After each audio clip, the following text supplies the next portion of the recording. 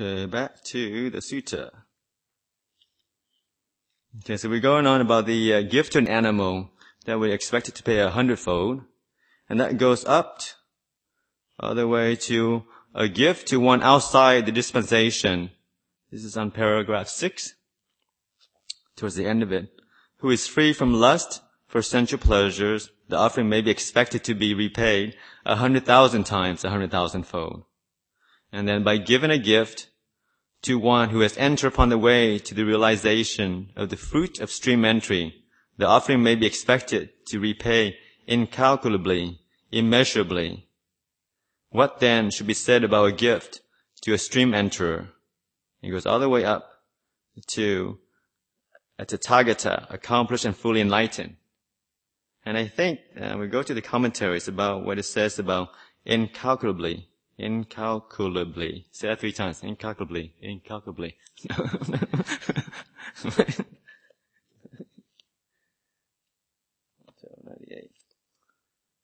Yeah, okay. The commentary says that although the results of giving in each of these cases is incalculable, there's still an ascending gradation in their incalculability, similar to the ascending incalculability of the waters in the great river.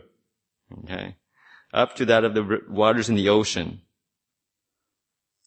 And it says, perhaps this immeasurable value consists in their becoming a supporting conditions for attainment of the path, fruit, and nibbana. Because I think, like I said, if you give to a stream enterer or anybody above that, it's the close association. And it's because of his deep wisdom that will, help you along your path. Obviously, the more this person can penetrate into the truth, the more hopefully he can convey that to you and allow you to also teach the highest Dhamma and allow that to kind of condition the way we look at life and put that kind of condition into our own mind and hopefully allow sometimes in the future that will come to fruition. So that's why these gifts are very important. Okay, and then he goes to the 7 kinds of offerings made to a Sangha. So the first is the individual offerings. And now he goes into more of a corporate body, the infrastructure, the system. What makes this whole thing happen? There are 7 kinds of offerings made to the Sangha, Ananda. One gives a gift to a Sangha of both bhikkhus and bhikkhunis, headed by the Buddha. This is the first kind of offering made to the Sangha. Okay. And note 1299. There is no gift equal in measure to this gift, the commentary says. And this is the kind of gift Mahapajapati would be giving by offering the pair of cloths to the Sangha. Because at that time, the Buddha was around, and that's why he was encouraging her to maximize her benefit, to give it to the Sangha when he was around, and lots of arhants around, both sides, monks and nuns, okay, for her own benefit. And then it goes from a gift to a Sangha of both bhikkhus and bhikkhunis after the Tathagata has attained final nibbana. This is the second kind of offering made to the Sangha. One gives gift to a Sangha of bhikkhus. This is the third kind of offering made to the Sangha. One gives a gift to a Sangha of bhikkhunis. This is the fourth kind of offering made to the Sangha. One gives a gift saying, appoint so many bhikkhus and bhikkhunis for me from the Sangha. This is the fifth kind of offering made to the Sangha. And then it goes down to appoint so many bhikkhunis for me from the Sangha. This is the 7th kind of offering made to the Sangha. Okay? But, and this is a more interesting bit, he goes on. In future times, Ananda, there will be members of the clan who are yellow-necked, immoral, of evil character. People will give gifts to these immoral persons for the sake of the Sangha. Even they, I say, an offering made to the Sangha is incalculable, immeasurable. And I say that in no way does a gift to a person individually ever have greater fruit than an offering made to the Sangha. Right? So that's a pretty important statement. A gift to a yellow-necked person, and which means, the note says that in the future, when Buddhism is, on the way out, and you wouldn't have any true monks. You just have monks, they wouldn't even wear the yellow robe. They just wear a strip of cloth, similar to the cloth that the priests wear, I guess. That's the only thing left of their monastic kind of tradition. They have wives and kids and they live like, a lay life.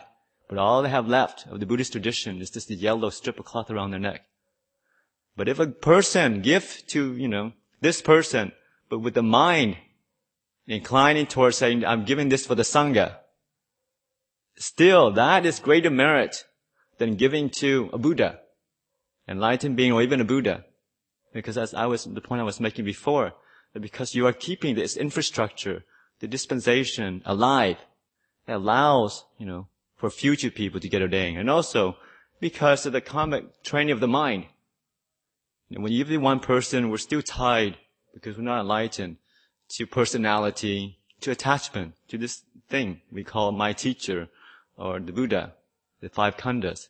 But when we give to a Sangha, then we, kind of open our mind up, the spaciousness of saying, I'm not attached to an individual, but this whole tradition, the whole teaching of the Sangha, the whole infrastructure. And then the merit you access are from all the, monks of the past, and also future monks who may, because of your gift, and because keeping the infrastructure alive, can come ordain and then finish their work. That's also, those merits will also accrue to anybody with the intention of giving gift to the Sangha of the 4 quarters. And that's why the highest gift, the Buddha said in another place, is giving lodgings to Sanghas of the 4 quarters. Because you're not reaping the merits of the present monks using it, but also any future monks who come and use the place will also, be a merit for yourself as well. Questions or comments?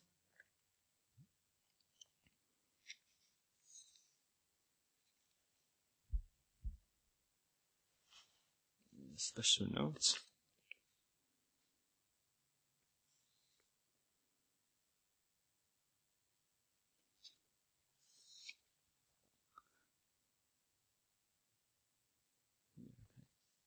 Yeah, like I was saying before, that in terms of, people, obviously, if you go, work very hard to make the money, and then to make the donation to the monastery, obviously, everybody wants to maximize your merit.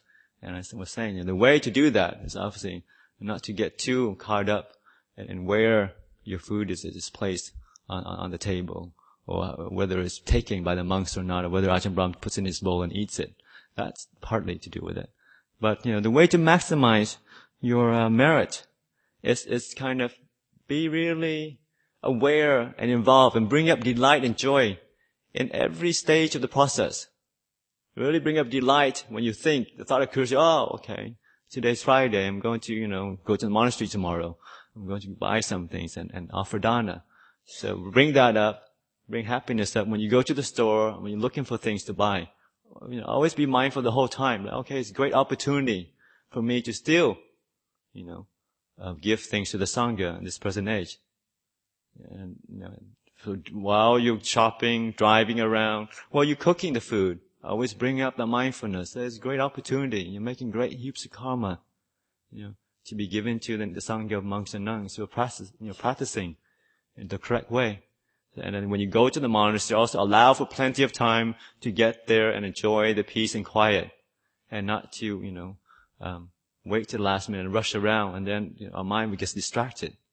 So always, throughout the whole process of the dana, to be mindful, be peaceful, and recollect on what a huge, karmic you're creating.